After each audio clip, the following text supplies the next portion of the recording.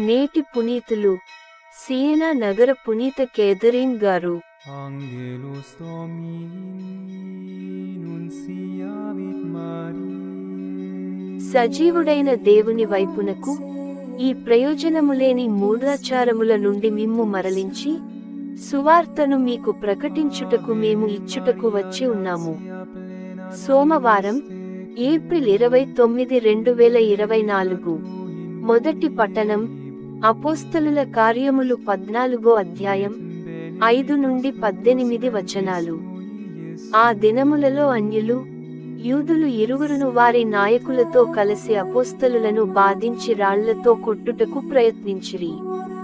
అపోస్తలులు ఈ విషయము తెలిసికొని లికోనియాలోనున్న లిస్త్రా, దెర్బె మరియు చుట్టుపట్టు ప్రాంతములకు పారిపోయి అక్కడ సువార్తను బోధించిరి. లిస్త్రాలో నడువశక్తి లేని కుంటివాడు ఒకడు కూర్చుండి యుండెను. అతడు పుట్టుకతోనే కుంటివాడు, ఎన్నడును నడువలేదు. అతడు పౌలు మాటలను ఆలకించుచుండెను.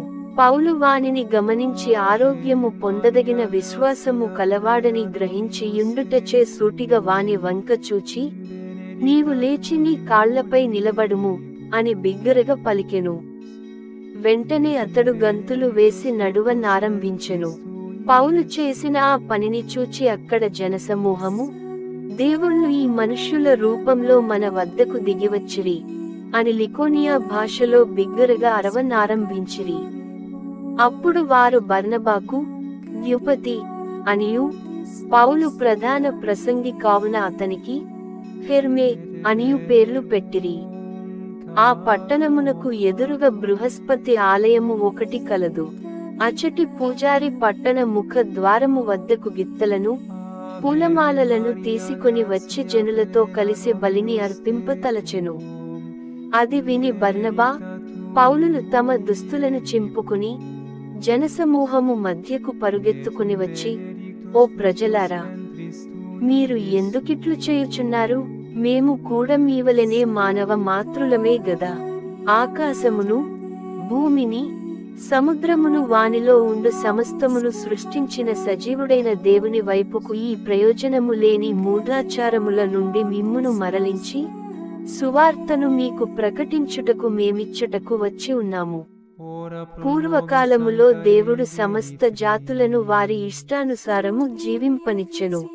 ఆయన ఆకాశము నుండి వర్షము నొసగి సకాలములో పంటలను పండించి మీకు ఆహారమునిచ్చి మీ హృదయములను ఆనందముతో నింపుట మొదలగు మేలులు చేయుట ద్వారా తనకు తాను సాక్ష్యమును ఇచ్చియుండెను అని ఎలుగెత్తి పలికిరి.